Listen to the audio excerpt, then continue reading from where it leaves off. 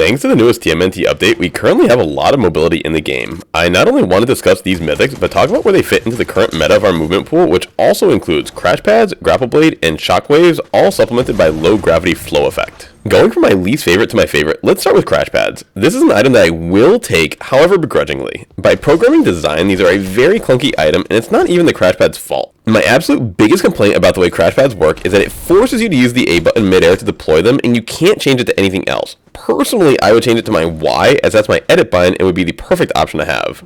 The reason this is a terrible design is because A is the button that is used to mantle by button, which is far better of an option than mantling by holding forward, which is very easy to accidentally mantle and gives you less control overall when using this setting. Bonus complaint is if you have a TMNT Mythic which gives you a double jump, that will be interrupted if you are also holding crash pads. If they allowed you to change this in the settings to a different button, the crash pads would immediately increase in value. The next best mobility item is the grapple blade. The best feature about this item is the 4 uses and the fact that they recharge. I would say the benefits end about here though. This is without a doubt one of my least favorite movement items I've ever used. The grapple range is way too short, the animation is way too long, the little bounce after you grapple somewhere leaves you exposed for quite a while, and the angle at which the grapple sends you is the easiest, most direct line with absolutely no arc whatsoever. I'll have an example on screen now of this, but beaming someone out of a grapple, especially if they're coming straight towards you, is extremely easy. If they're running away, it's even easier. Now you can use the grapple blade with a melee attack, but I don't recommend that really ever. It's just not as effective as on-point auto shotgun shots. This video is to discuss the mobility potential of each item, not its combat value. This is where the new mythics come into the discussion. I would rank them as the second best movement we have in the game currently.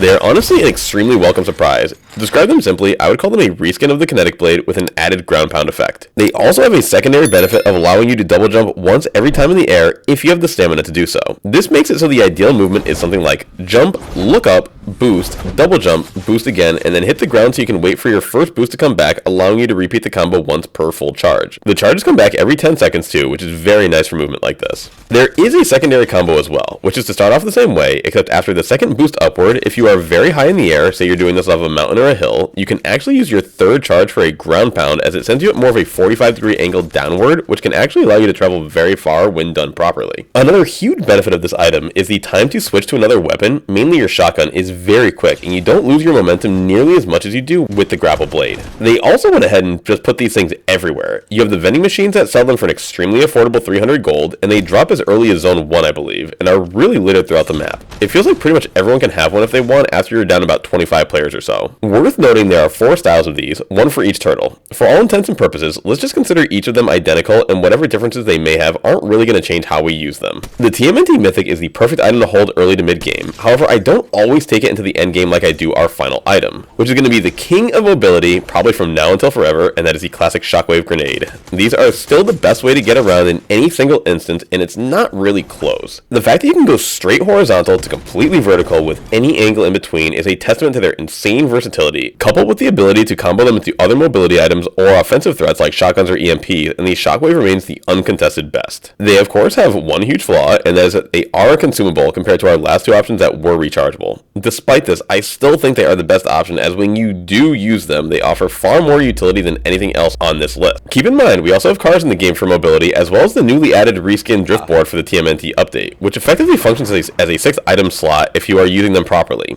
Cars are OP, and if you aren't abusing them this season, you are definitely doing it wrong. With how many spawn per game, I go through at least 4 to 5 vehicles myself, and I'm constantly destroying those of others. Learn to use the cars if you aren't already. Doing so will get you better at playing against them once you know their biggest weaknesses and strengths.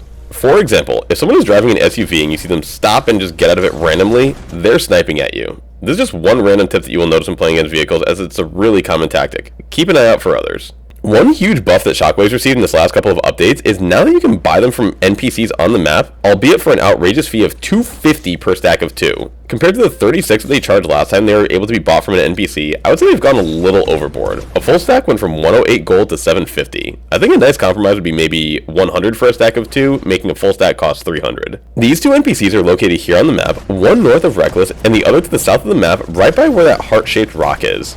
Games where I buy a full stack of shocks from them, I often find myself picking up more shocks as ground loot, and it hasn't been uncommon for me to carry 12 total from the beginning to the middle part of the game. Then once I use 6, I'll fit something different in that slot. Maybe a TMNT Mythic, maybe Flowberry Fizz, all depends on the game. Speaking of Flowberry, let's quickly discuss where it fits into the movement meta. It is technically a movement item, however I look at it as more of a complementary movement piece and something that will be used to boost all of the aforementioned. If you use Flowberry before using movement, each of these items is increased, however they are not boosted equally. The rechargeable movement items really do not get that great of a boost from the low gravity effect, and that's because they really don't launch you into the air the way that the consumables do. The boost of the TMNT Mythic or grapple blading into the air just isn't quite there. It's better, but barely worth using the flow items for in my opinion. Crash pads get better, however they do get harder to use with the low gravity as you stay in the air longer and can't just mash the A button as you normally can when you perform a regular sprint jump crash pad. Shockwaves, however, remain the single biggest beneficiary of flow effect. You honestly do go about 3 times further than off of a single no-flow shock. This truly can be the difference maker in escaping a bad situation or pushing someone who would normally be out of reach. Not only horizontally, however the verticality offered truly can be insane. With all the good mobility that's currently in the game, it's a very good time to be playing. The TMNT Battle Pass will be ending on February 27th, and I really hope they keep these movement items in past that date until the end of Season 1, which is on March 8th, as removing them for the last 2 weeks would definitely feel like a step backwards. So here's to hoping. If you made it this far, drop us a like, sub, and comment below your favorite movement item or combo of items that we currently have in the game. Please share this with a friend who you think would enjoy. Thank you, love you all, and we'll see you on the next one.